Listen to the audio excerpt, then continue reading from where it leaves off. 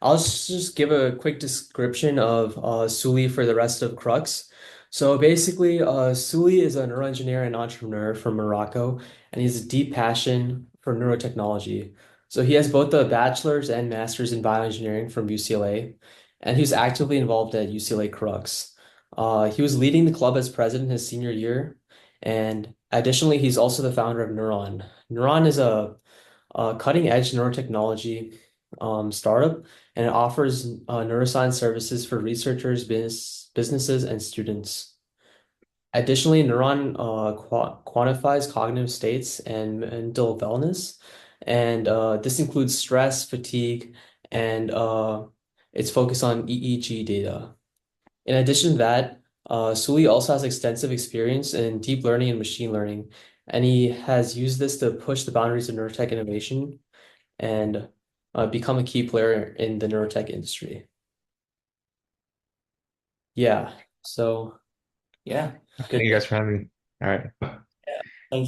Thanks for joining us for the yeah. Crux interview. This is our second Crux interview. Our first one was with Chloe Duckworth. So Mhm. if you guys haven't watched it, I'll highly recommend you guys check it out. But without further ado, yeah, let's get started. Yeah. So yeah, let's just get started with the first question. So originally you were part of Crux with UCLA. So you must have this must have played like a great role in your understanding of neurotechnology. I was just wondering how your experiences at Crux influenced your path towards founding Neuron. Crux was the first time that I was able to actually work with neurotech.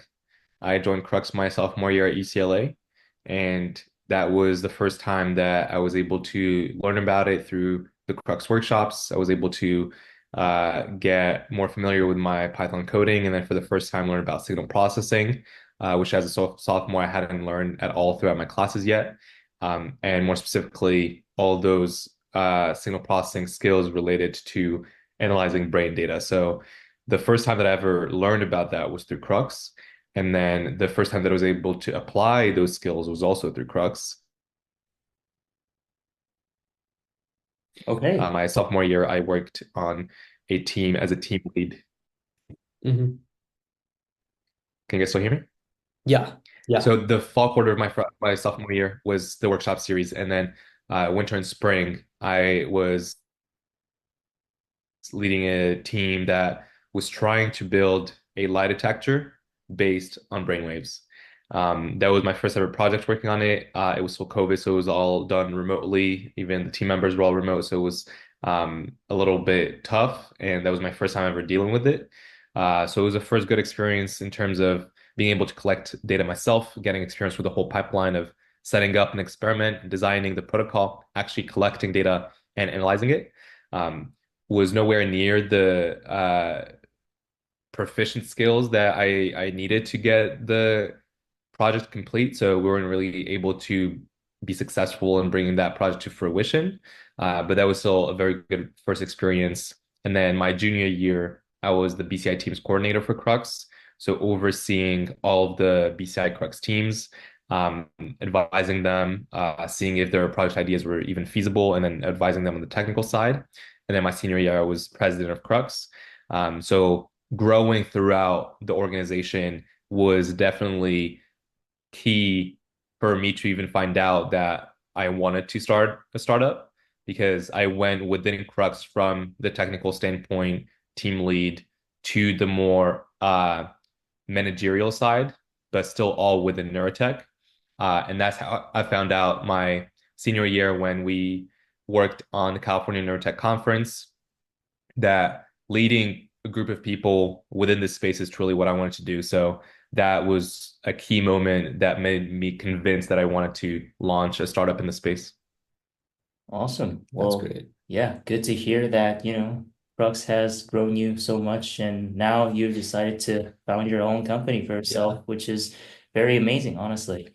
And I guess that kind of segues to our second question, right? So with your like academic background and like bioengineering and also, like club experience and like neurotechnology and Crux, well, what was the moment like that you realized that you would actually transform your technical knowledge into a successful business like Neuron? Yeah. So I did, on top of the club work that I did with Crux, I also did several internships. I interned both at large biotech companies and with student-led startups. One of them being Valence Vibrations that Chloe Duckworth co-founded. So I actually interned with her my sophomore year. I also interned for another student-led startup my sophomore year. Then the summer of my junior year, I worked with another neurotech company and a large biotech company. And so I was able to get a sense of what it's like to work in a corporate job, what it's like to work in a startup environment. And I found out that the startup environment was what I was drawn to and what I was actually more interested in going to work for. When I worked in the corporate job, I literally thought like I would not want to live this life of just very repetitive tasks. You basically do the same thing every week. You just a desk job. You're just one employee in like this sea of employees. You're so far from the actual mission and the tangible impact that the company is doing, even if the company is actually doing great work. Uh, so that was another stepping stone in finding out what I enjoyed doing in terms of work outside of a student club environment. And so those were two key things that made me realize, okay, this is really what I want to do. Even after having the idea for Neuron, took a year to think about it, get more experience. During that year is when we founded and organized the first California Neurotech Conference, and that really solidified it for me that I was like, okay, 100%, this is exactly what I want to do. And then went all in on Neuron. Wow, that's actually really cool. I actually really like how you start off with an idea and then eventually built that into a successful business. You mentioned that you interned at Valence Vibrations, so I'm just going to ask you about that. So, under Chloe's leadership, which definitely exposed you to various like startup challenges, um, can you share any of the key lessons that helped you develop Neuron into its early stages based on your work at Valence? Yeah, I learned a lot from those experiences working with student startups.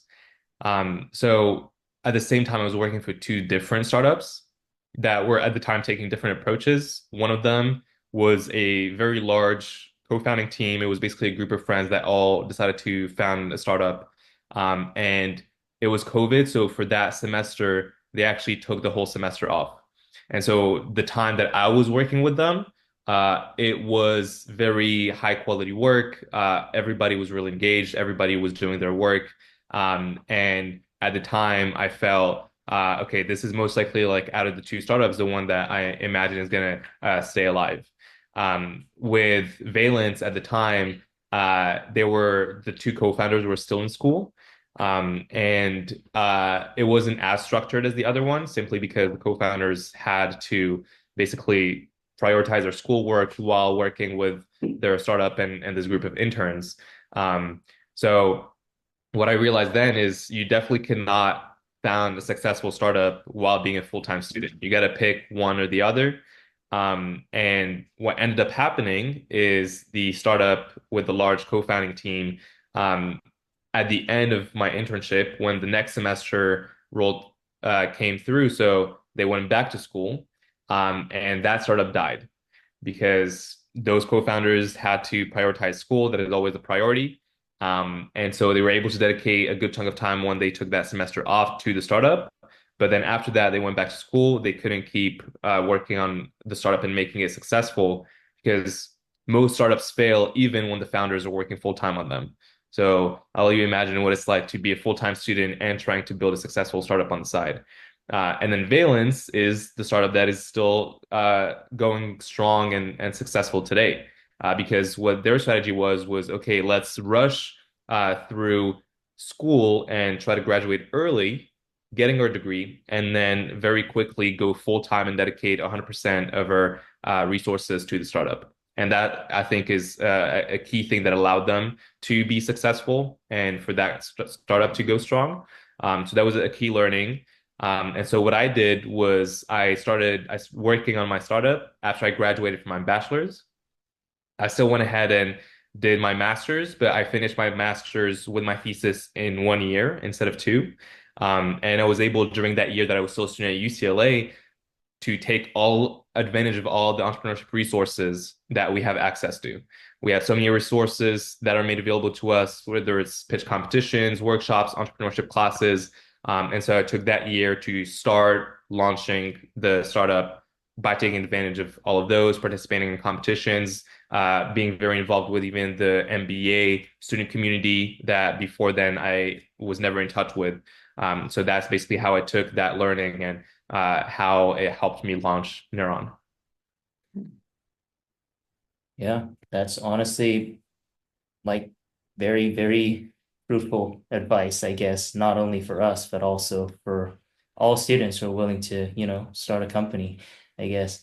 Um, it might be like a side note, but you have a kind of like a different background compared to like other like, students, right? Because like most of the students here are like locals, they're from like NorCal or SoCal, at least the vast majority. But you have like a more diverse background. That's why you speak like four languages, if I remember correctly, Wow. right? Like, yeah, like how do you think like that like, diverse like international perspective kind of helps you, with your experience and your approach to the neurotech entrepreneurship? I feel like I'm very lucky in the sense that I would definitely not be able to do what I'm doing right now back home in Morocco. So in that sense, I'm very fortunate and grateful that I'm able to build the startup that I don't think would even be possible back home. Um, and that is again me being grateful for all the resources that are available here that I want to make sure that everybody makes sure to take advantage of because we're very lucky to have access to all of this. And I know, for example, at UCLA, it can be very overwhelming with the number of resources that are available. But that's truly what helped me make the most of my time is that every time I got a newsletter through my email, I would actually read it. And then if there's no resources that are interesting to me, then I'll just skip it. But I'll make sure to open and read every single email. And then if there's any thing that actually does appeal to me, then I make sure to take advantage of it. And so that is, I think, something that comes from me being from Morocco, from out of country, understanding how valuable the resources we have here and making sure that I do take advantage of all of them. Wow. Yeah. No, that actually makes a lot of sense. Yeah, I definitely like pay more attention to the resources that UCLA has to offer because they're honestly like some of the best things that you could do for yourself, like starting out. Now I think we might transition to some more questions more about your company, Neuron. So I just wanted to kind of transition to the services that Neuron has to offer. So it offers both SaaS and NAS services, right? Solutions. So I was wondering how you balance these offerings and what challenges you face when you're trying to cater to your audiences, and provide the best possible offer possible. Yeah, we do have services that are each catered to very different targets. So the SaaS is software as a service. That is for neuroscience researchers who collect their own data, have the personnel to collect that data. And we offer this automated data analysis platform to have them automate their data analysis process, making it faster and cheaper. And so that platform is for you to only do the analysis. So you're expected to already have the brain data. That is our first offering, our software as a service. But then for the rest of the world, they do not have access to the personnel who is experiencing collecting that data. They don't have access to the hardware that is required to collect this data. And so that's why we have the second service that's neuroscience as a service or NAS. And so that one is for business teams that don't have access to these resources. And so we do everything for them. It's a comprehensive neuroscience study service where we do everything from designing the study, collecting the data, and analyzing it. So they don't need to have any knowledge of this. And the purpose of it is to work with companies that have a mental wellness product that claim that it improves your mental well-being. So what we do for them is we run the neuroscience research study to actually provide the evidence the objective neuroscientific evidence of those claims for those companies to then use for marketing and sales purposes. So that's right now our main focus for this service. But it also has other applications. Another application is for marketing agencies. For them, it's very hard to quantify how effective the marketing content that they put out is. And so that's another application. And lastly, the last client that we worked with was for this service, the neuroscience as a service. And they were actually a corporate training company. So they have a 6-month program where they train managers. They're called management queues. And so we ran a 7-month study to quantify directly from brainwaves the effectiveness of their program. Yeah, that's honestly, it's a very interesting approach that you came up with this term, neuroscience as a service, NAS, right? And honestly, I hope like, more companies actually adopt this like, service because it does seem pretty interesting because like you're trying to combine like existing approaches with some of the new ideas that you came up for yourself. So what we would like to ask is, okay, so Neuron, for all these things, we're primarily focusing on the EEG data, right? We're basically analyzing that at the end of the day to provide like various services related to, their emotions, their, cognitive levels and all that sort of stuff. So how do you see like these data kind of like improving the effectiveness of like wellness products and what industries are you like most excited to disrupt the approach? Yeah, to be disruptive with this approach. Yeah. Yeah, wellness is definitely a big one because nowadays wellness is a booming industry, and there are countless products that have these claims that they improve your focus or they improve your stress or your mood or even your cognitive function.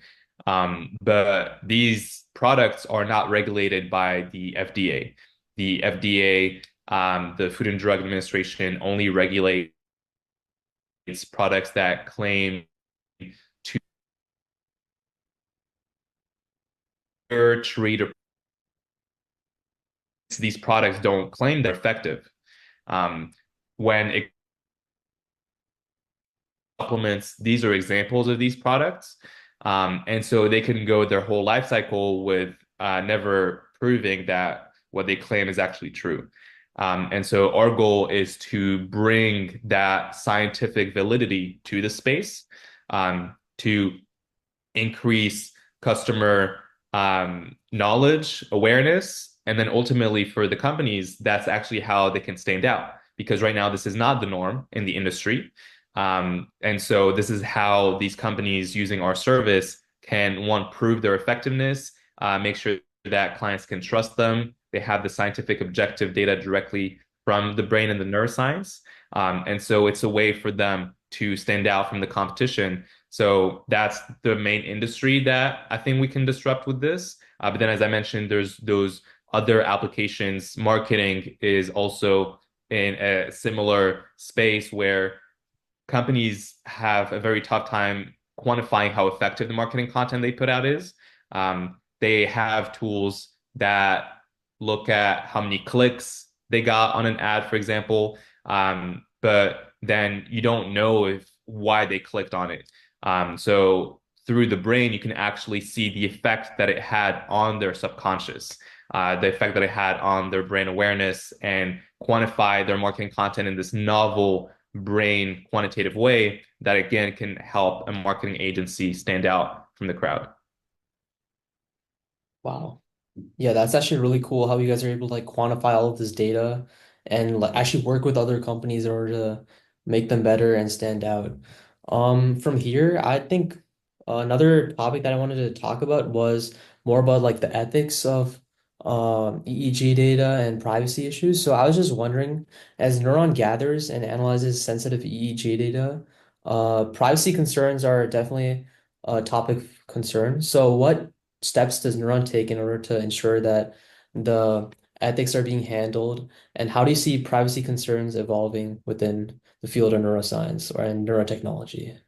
Yeah, I'm really glad to see politics starting to catch up with the tech. I actually wrote an essay in undergrad about the ethics of brain-computer interfaces.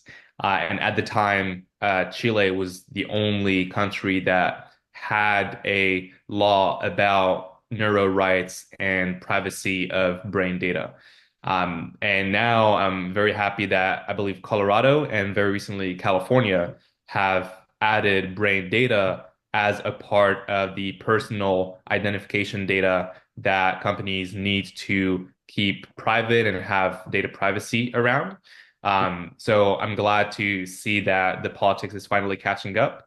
And so even before that law or that bill was passed in California, that was already and will always be a huge priority that we have at Neuron. And so one main way that we're able to keep the data private is anonymizing the data, making sure that the information about the subjects, whenever we do have to collect it, is completely separated from the actual brain data. And so right now, even in the absolute worst case scenario of that brain data being leaked, it would still be impossible to trace it back to the individual it was collected from. It would be completely anonymized, which is basically even how in research, researchers make their data available, even with health data, which is the paramount of sensitive data. As long as it's anonymized, it can be made public for other researchers to use, for example.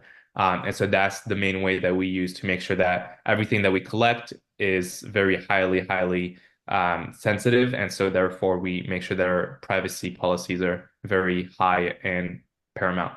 Mm, yeah. Well, if I understand correctly, so your business model kind of revolves around the fact that, okay, I mean, companies like kind of make all these different assumptions, right? Like say ad companies, for example, oh, like they track like user clicks, they check like, the retention time on screen to kind of hypothesize like the effectiveness of their marketing strategies. But by adding this, neuroscientific evidence, you can actually like do more like rigorous like hypothesis testing and proving when it comes to proving the effectiveness. So, but while doing so, like okay, so therefore, like you are giving these companies more kind of power to actually like, like make more effective strategies for their business, but at the same time, you don't want like those companies to, like track like individual data with like a certain individual. That way, it may be like overly like breaching to user privacy. Well, is that like correct? Like, did I frame it correctly? Yeah, 100%. Uh, you nailed it. So I'll give the tangible example of what we did with our last client. So our last client, they actually were the management training company called Management Qs, but who we collected the data from were the managers that went through their training program. And so the data that we provided to management Qs as aggregate data so that they can now use that for marketing and sales purposes. But we also provided it to management Q's client and their leadership team because the data that we collected was from the managers of this company. So we also provided the data to them as aggregate data only to show to them how effective the training program that they paid for actually was. Um, the way we actually provided the results was in two separate ways. We had aggregate anonymized data provided to the companies. And so that had absolutely no information about the individuals. It didn't even have individual comparisons, obviously, no names, no identification. And then on top of that, we separately created individual personalized reports for each of the managers who went through the study to get their own personal data. And so each of the managers independently knows what their own data is. No one else does. And so that's basically ensuring that there's no repercussion from the company on the employees, the company not even knowing who the each data point is from, but still giving the employees the ability to understand where they stand in the crowd, where they excel, where they need to work on by comparing their personal data to the aggregate data. And then if they wish, it is still their right, and they have now the ability to, if they want, share their personal data with with their leadership. If they want to, for example, use it to make an argument for a raise, let's say, then they want that option, but we're not gonna share that data without their consent. So they have their individual report. If they want to make it available to their leadership team, then they're totally able to. Okay. Yeah. And I think, yeah, that's very important, honestly. And Mhm. also, I think this will be like used to, better kind of highlight like different, neurodiverse individuals in the workforce because, okay, say like you want to prove that, you're going through like certain mental challenges, for example. Okay, like with those kind of like evidence, they can actually objectively prove that they have been going through these struggles and that is well documented, well evidenced. So, that might provide them a Mhm. stronger case for further accommodations. I think that could be another application. Yeah, you're absolutely right. Yeah. It's really cool actually how you guys are able to like give employees the choice between sharing and not sharing their data. I think that's actually really interesting that your technology actually allows individuals to do that. That's great actually. Mm. Yeah. Yeah. Yeah, For that was something that we made sure to brainstorm even beforehand to ensure that whenever we would have that situation come up, we knew how to deal with it. So that is something that we have been doing and will continue to do in future instances, future scenarios, other than the one that we've already dealt with. Okay. Yeah, that's cool. Yeah. Do you see any other potential like ethical challenges within the field of neurotechnology? And if you do, what is your company Neuron doing to address them? Yeah, so one thing that I made a huge point about in the essay that I mentioned was the current field with invasive brain-computer interfaces. So what we do with Neuron is completely non-invasive, but invasive neurotechnology is extremely important, specifically for patients who need it. And so that's the point that I had made in that essay that I still believe, is that those technologies can be life-changing for those populations that are paralyzed, that have lost the ability to communicate through physical means. And so that is truly revolutionary technology that can give those people back the ability to communicate. That is actually the reason I fell in love with neuroscience in the first place and with this field. So I think that that work is extremely important for that population. And I hope that until it becomes safe for non-patient populations to use it, that it will not even be possible for them to use it. Because right now, most of those invasive brain-computer interfaces require brain surgery, which is still a life-threatening surgery. And so I want to make sure that those procedures are only made available for the people who have a risk benefit ratio that makes sense. For those people who are paralyzed that have lost that ability, it does make sense for them to take that risk of going through brain surgery for the reward that comes out at the end. For healthy individuals, I don't think that that's the case today. Um, so that's something that I hope will be regulated such that even the healthy people that just want to go through that procedure because it looks cool are not able to until the procedure is made safe enough for anyone if they wish to actually go through it. For us at Neuron, so everything we do is completely non-invasive. So there is no risk to your health, to your life, going through our studies, wearing this completely non-invasive headset or head cap. And the other thing I want to mention is, thankfully, the NIH, I believe, has already proven that it is impossible to identify uh, individual based on their brain data. So as opposed to, for example, a fingerprint, if you find a fingerprint out in nature, you can directly trace it back to the individual it's from. But brain data, that's not the case. If you have anonymized brain data, it's impossible to trace it back to the actual individual. And so that's how on our end with Neuron, the non-invasive nature and the anonymized data policy for data privacy are the two ways that we're making sure that all ethics are respected when it comes to brain computer interfaces, neurotechnology, and brain data. Hmm. Yeah, yeah. Yeah, that's very important, honestly. And also, yeah, it's good to hear that just based on brain data, they can't tell who we are, which is also Yeah. exciting because, for example, genetic data, okay, like that's like unique for individuals. So that's like a more sensitive thing. But this, yeah, anonymization would definitely cause a revolution. We also had some like technical questions since you were also like very deeply involved like in technical aspects of things. So for the current, neurotechnology, it heavily relies on, machine learning algorithms and AI, but obviously there are challenges with existing models, right? What are some of the major challenges that you encounter using current models, and what do you think the direction of AI development would be in the context of neurotechnology? Yeah. I was just talking about it at a conference at UCLA a few weeks ago. Um, and what we were talking about is basically no matter how fancy, complex the architecture of your model is, at the end of the day, the quality of the data is really what's going to make or break your model. That's the reason why foundation models, large language models today are so expensive. It is obviously the resource intensive resources that they need to build those models uh, from a technical standpoint and the architecture. But what's really expensive is getting the high quality data to feed into those models. And so that has been a challenge, finding the right high quality and large amounts of data. And so one thing that we're doing is we're actually collecting our own data to work to help with our models.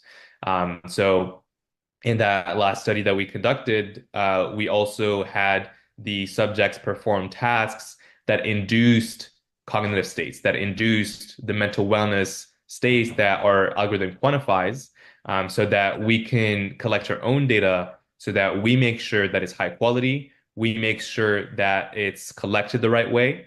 And that is how, on top of being able to source open access data sets, which are always great and something that I hope will continue to expand, still collecting our own data to make sure that our models are as good as possible. Hmm. Yeah, Mm. that's also very Yeah. important. Also, we're slightly like running short of time, so like we're gonna like make it quickly. For the last remark, right? So Mhm. your company Neuron is where, we like combine various disciplines, right? Neuroscience, like computer science, electrical engineering, everything. Yeah. So how do you envision the collaboration between like different disciplines, and what has been some of the most impactful partnerships? Yeah. So even on our team right now, and we have people with all of these different backgrounds, just like when at Crux, we would put on a team and we would try to get people from different majors. Same now. We want people with neuroscience backgrounds, with data science, engineering, electrical engineering, CS, computer science. And that diversity of perspectives is also very important. Though mostly in this field, it's just the complementarity of skills. We want people who are extremely good at what they do, so extremely good at the signal processing part, at the machine learning part, at the neuroscience. And so it's great to have people, and we should have people who are great at each of these individual skill sets, and then bringing them together into a complementary team is actually what is at the end the best way to get a high quality result. And so, do you mind repeating what the question was? Oh yes, it was Yeah. how do you foster cross-disciplinary collaboration at Neuron? And what have Mhm. you seen some of the Yeah. like impactful partnerships? Yeah. And so those are the different backgrounds that are needed just to build the model. But then as a company, there are a lot more needs. And so now we already started expanding and having a lot more people with, again, different backgrounds, whether it's business backgrounds for sales team, design, cognitive science, UI, UX design work, having people with those backgrounds, and even now people with psychology because we started a corporate training program based on neuroscience. And so our team has very different backgrounds, but all with this passion for neuroscience. And so that's what truly, at the end of the day, helps us foster this community.